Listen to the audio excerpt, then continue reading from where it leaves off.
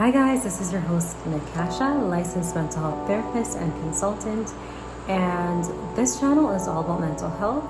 So in each video I give you guys tips on how you can be more intentional in improving your mental health and well-being to achieve the vision you have for your life.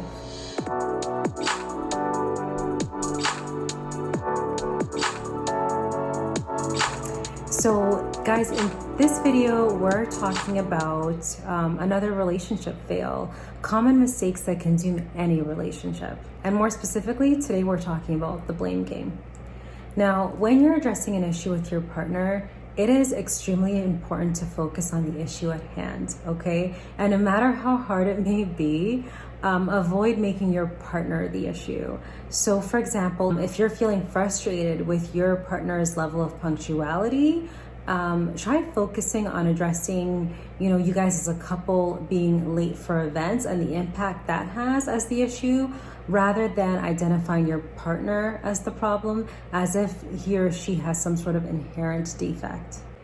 And it's especially important to try to avoid making any statements that may come across as accusatory or negative at the beginning of the conversation, because that will likely put your partner immediately on the defensive and create a high likelihood that the conversation is going to end poorly, even if you try to make attempts to repair it in the middle of the conversation. Now, this is not an easy thing to do, especially when it's an issue that you guys have been talking about for a while, or if it's an area that you're particularly triggered by or sensitive to.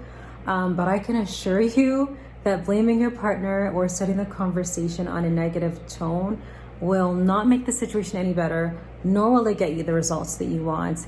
That is unless the result you want is a breakup, an unhappy partner, or an unhappy relationship.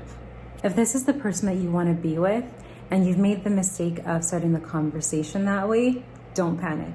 It's perfectly okay to put a pause on the discussion. That way you both have time to collect your thoughts and your emotions. And you can also apologize and start the conversation more positively the next time around. Feeling unsure about whether you're focusing on the problem rather than making your partner the problem? If so, click the link below for part 2 of this video.